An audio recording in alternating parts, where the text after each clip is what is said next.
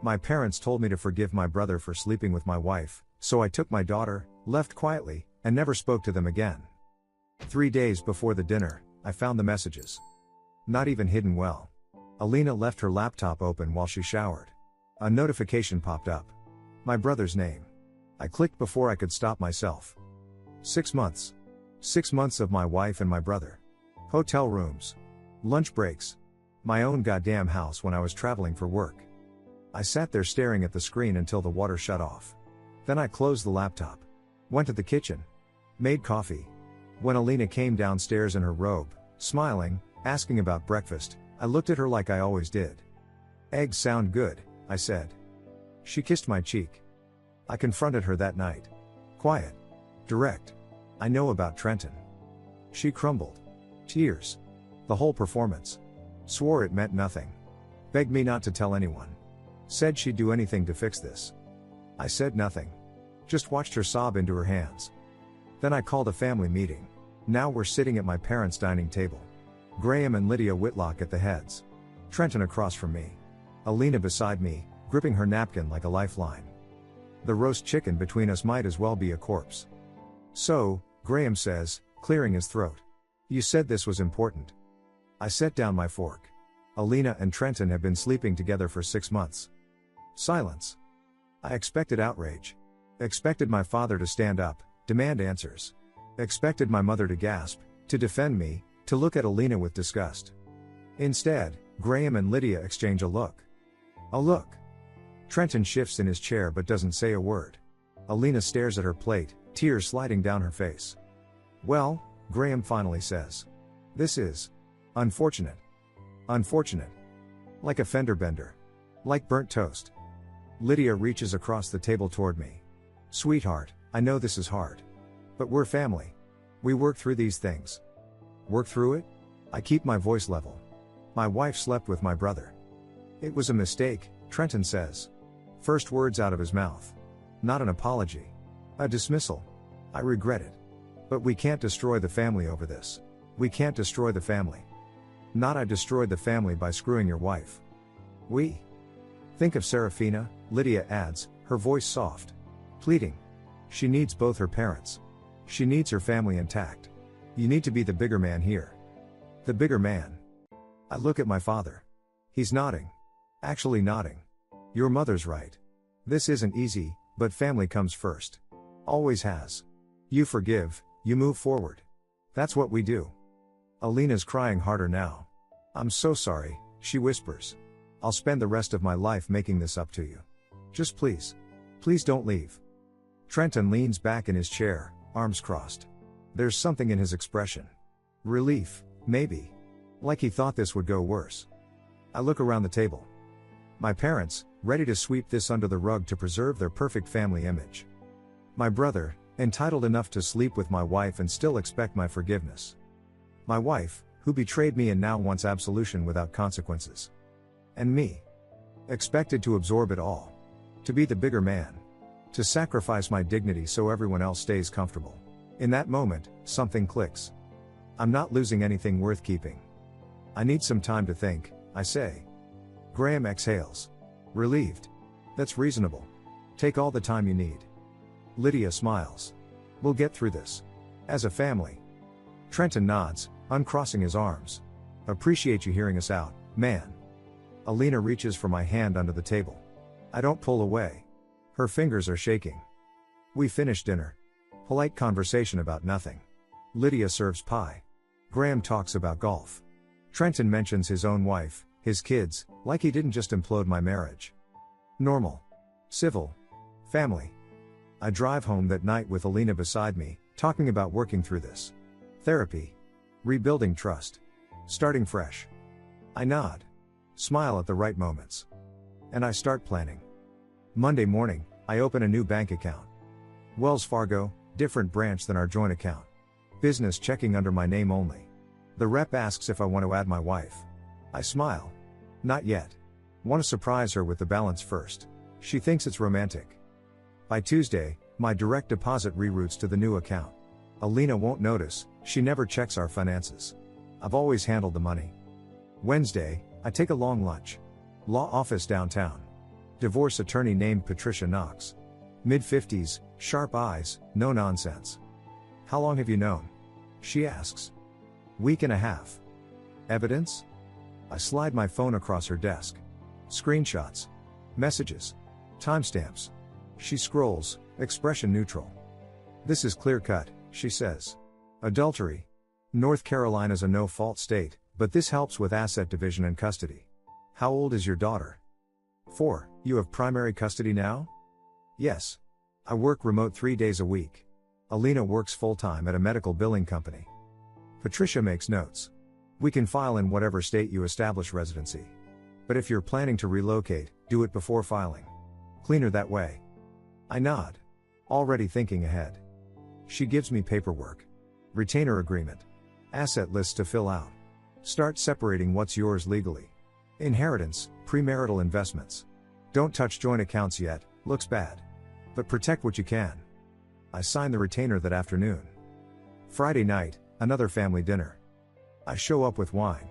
Hug my mother. Shake my father's hand. Trenton claps me on the shoulder. Good to see you, brother. Brother.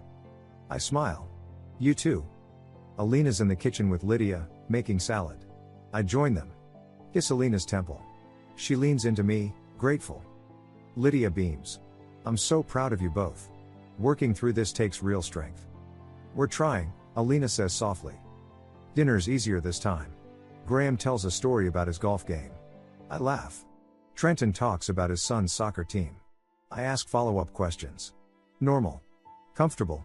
They think the storm passed. After dinner, I'm loading dishes when I overhear them in the kitchen. Graham's voice, low. See? I told you he'd come around. He's practical. Knows what matters. Lydia, Trenton made a mistake, but boys will be boys.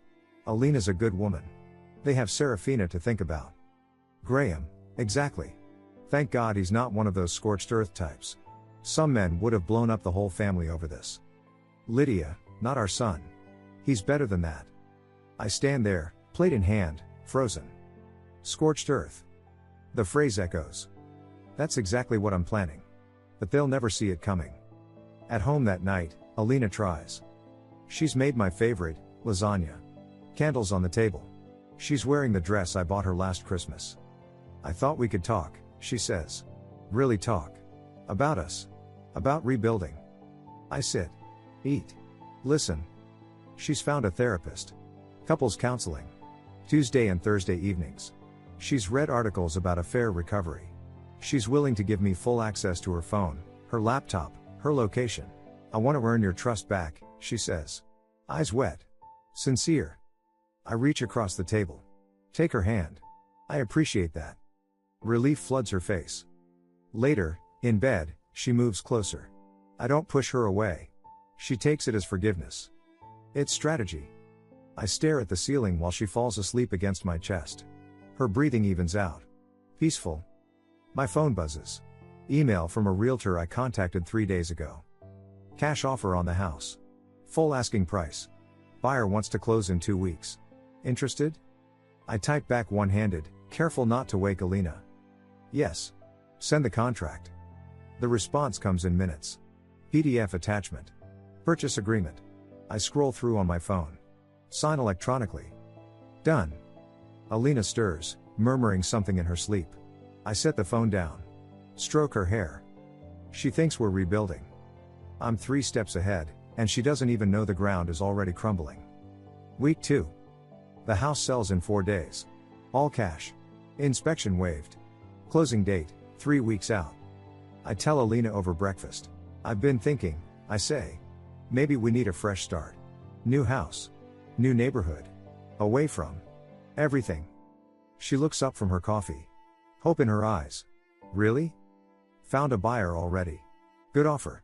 We could look at places this weekend if you want. She's across the kitchen in seconds, arms around me. Yes. God, yes. A fresh start is exactly what we need. I hold her. Pat her back. Over her shoulder, I'm already calculating. Next morning, I'm at the bank. Same rep from before. Back so soon? She asks. Need to move some investments, I say. Hand her the paperwork. Bonds my grandmother left me. Never commingled with marital assets. Legally mine. Transfer them to the new account. She processes it. 10 minutes. Done. Building something special? She asks. You could say that. I call my boss. Regional civil engineering firm. I've been project manager for 6 years. Good track record. Got a minute? I ask. Always. What's up? Need to relocate. Personal reasons. Any way to keep the position remote? Most of my work's digital anyway. Silence. Then, were you thinking? North Carolina. Already scouted some places near Asheville. Let me talk to the partners. You're good at what you do. Hate to lose you entirely. 2 days later, he calls back. You're approved. Full remote. Same salary. Just need you on site for quarterly reviews. Done. I find a house online. 3-bedroom rental. Asheville suburbs. Good school district. Landlord's flexible, I can move in any time. I wire first and last month's rent that afternoon. Then I call the preschool.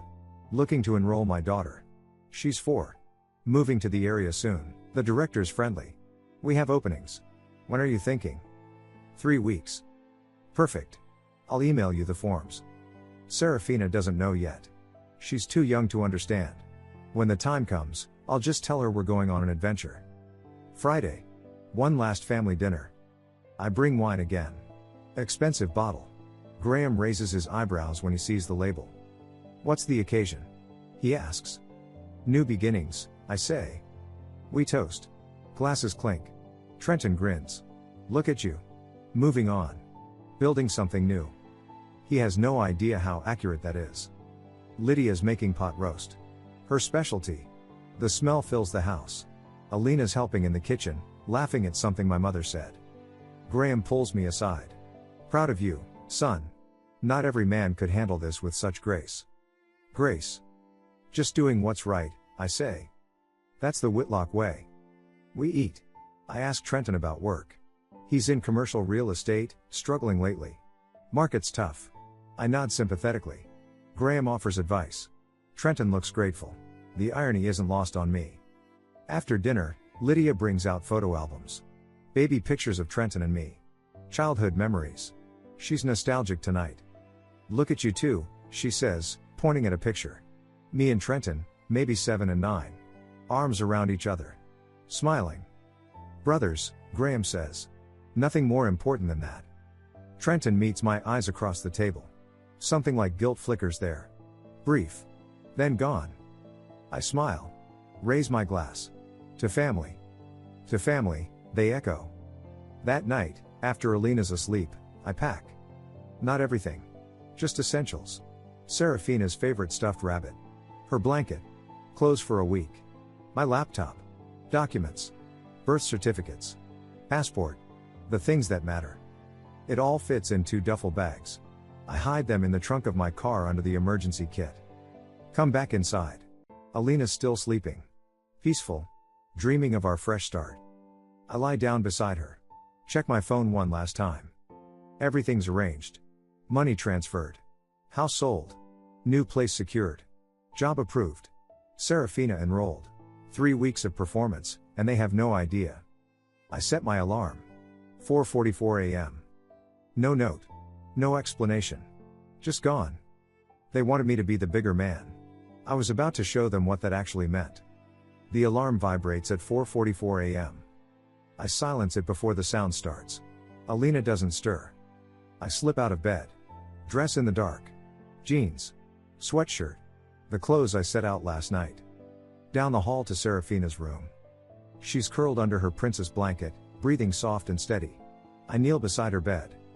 Hey, sweetheart, I whisper. Time to wake up. She blinks. Confused. Daddy? We're going on an adventure.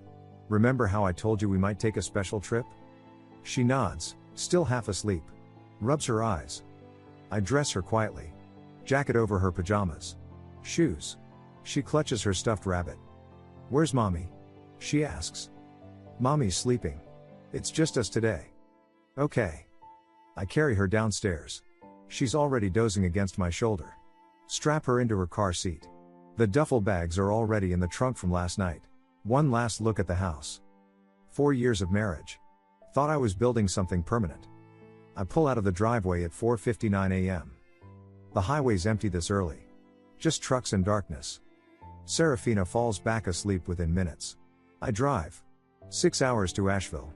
I've got snacks, activities, her tablet loaded with movies. She'll be fine. Around 7 a.m., my phone starts buzzing. Alina. I silence it. Keep driving. She calls again. And again. I reach back, check on Serafina. Still sleeping. The phone stops buzzing around 7:30. Then starts again. Different number. Graham. Silence. Then Lydia. Then Trenton. I silence them all. At 8:15, I pull over at a rest stop. Change Serafina. Get her breakfast from the cooler I packed. She's happy, munching on apple slices, asking about the adventure. We're moving to a new house, I tell her. You'll have your own room. There's a park nearby. And a new school with lots of friends. Will mommy come?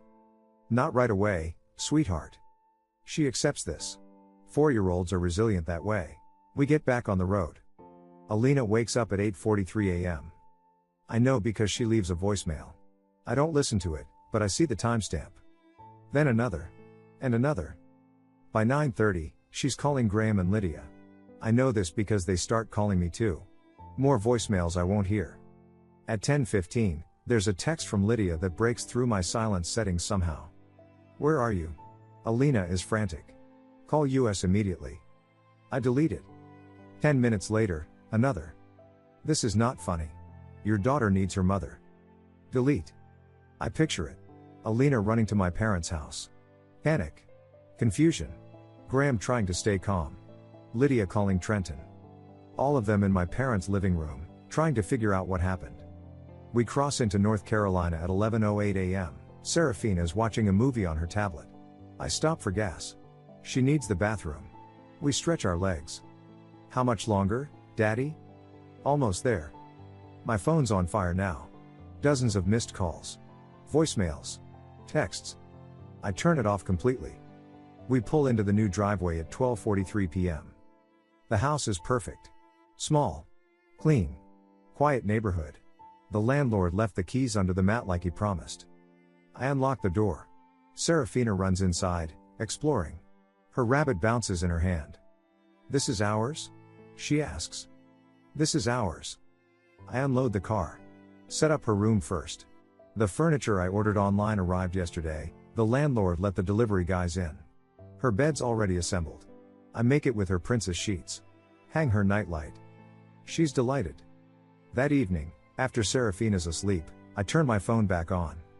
83 missed calls. 37 text messages. 19 voicemails. I scroll through them. Don't open. Just read the preview text. Graham, we need to talk. This is serious. Lydia, please call us. We're worried sick. Trenton, answer your phone. We need to talk like men. Stop being a coward. Alina, I don't understand. Where's Serafina? Please. I'll do anything. Just answer. Then more from Alina. Getting desperate. The bank accounts are empty. You sold the house? When? Please just tell me she's safe. I open my blocking settings. One by one, I add the numbers. Graham. Lydia. Trenton. Then Alina. Each one shows blocked in red. The last message I read before blocking her is timestamped 11:43 p.m. Please. I'll do anything. Just let me see our daughter. I block her at 11:44 p.m. on a Tuesday. That was the last time any of them existed in my world. Week 1 in Asheville, I change my phone number. New carrier. New digits. I give it to my boss, Serafina's preschool, the landlord. Nobody else. Delete Facebook. Instagram. LinkedIn.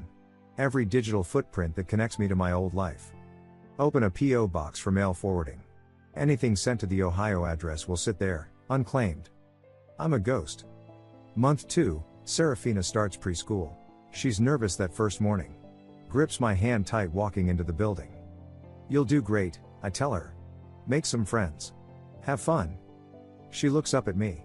Will you be here when I'm done? Always. I pick her up 3 hours later. She's smiling, talking about a girl named Ruby who shares crayons. That night, tucking her in, She asks, "When's mommy coming?" I sit on the edge of her bed. "Mommy made some choices that hurt daddy. We're living here now. You'll understand more when you're older." Is she sad? Probably. Are you sad? I brush hair from her forehead. Not anymore. She accepts this.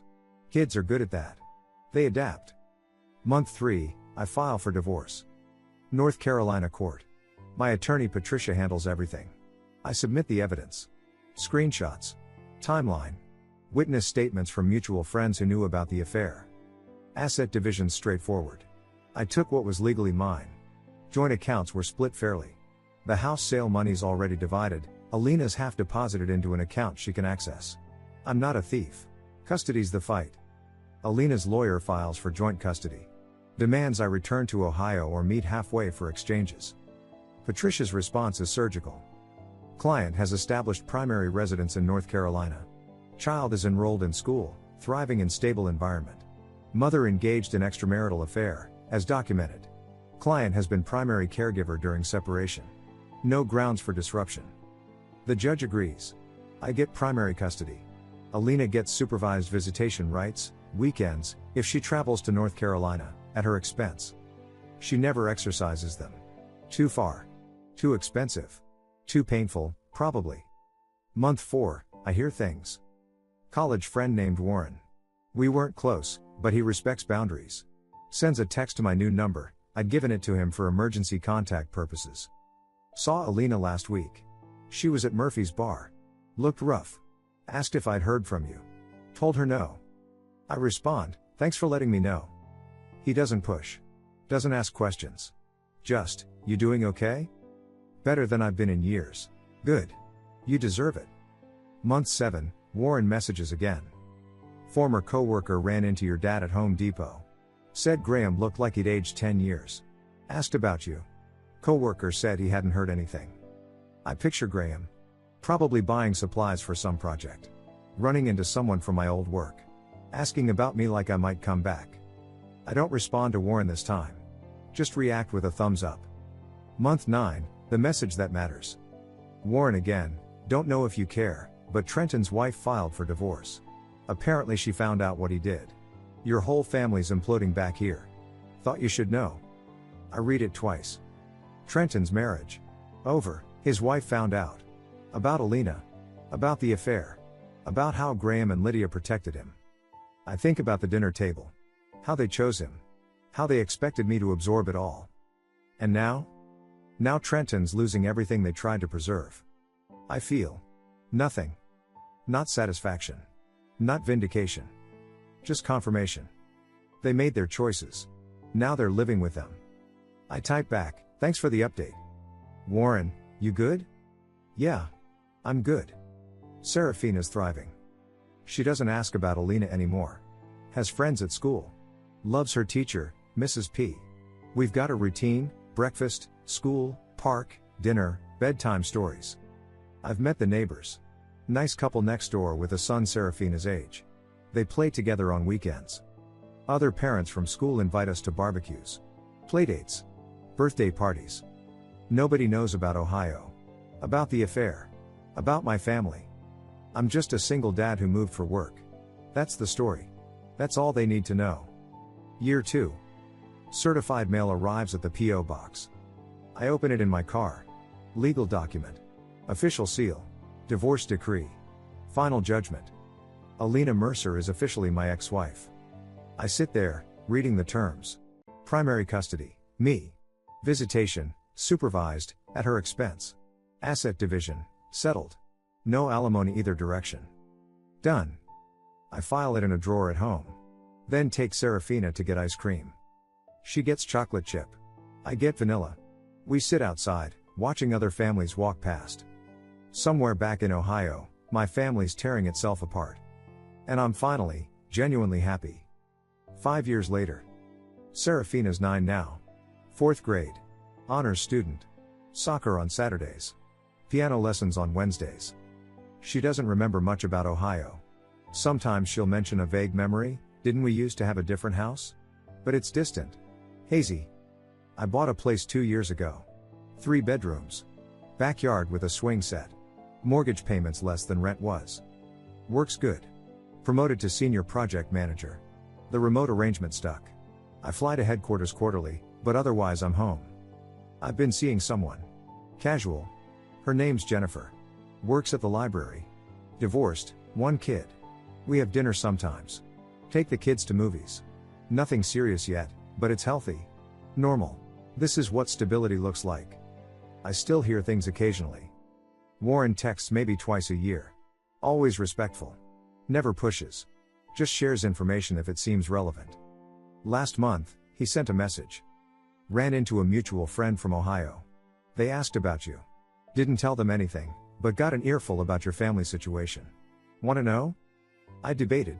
Then, sure. His response came an hour later. Long text. Detailed. Trenton's divorce finalized 3 years ago.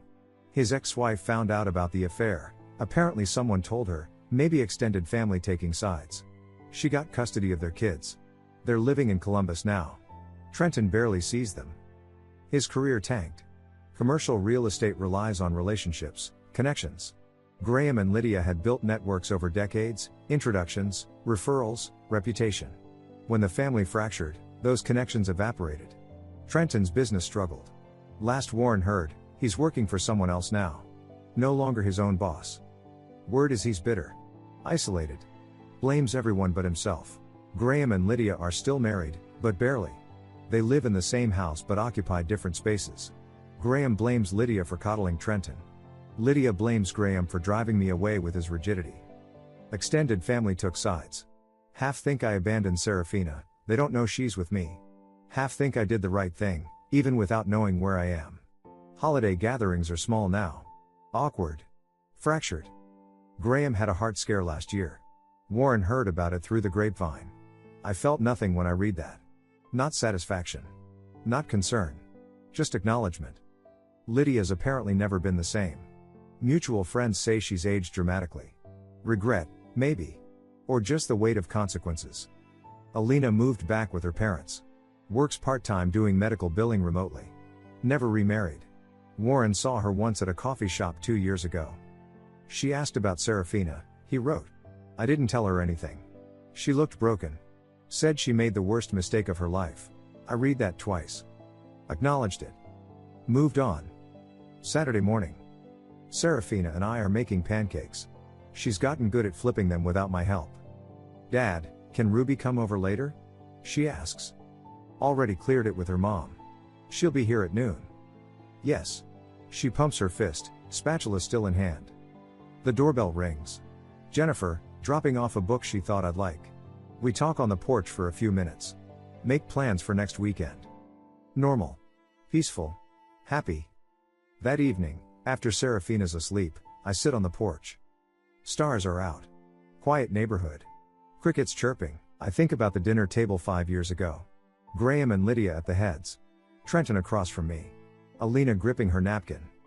Be the bigger man. Think of the family. Forgive and move forward. They wanted me to sacrifice my dignity for their comfort. To absorb betrayal so their perfect family image stayed intact. I think about where they are now. Trenton's alone in some apartment, relationship with his parents fractured, kids living states away. Graham and Lydia sit in separate rooms of their house, drowning in the silence of a marriage held together by nothing but inertia. Alina scrolls through old photos of a daughter she doesn't know anymore, haunted by choices she can't undo. And me? I'm building something real. Raising my daughter right. Found genuine peace. Warren sent one more text a few weeks back.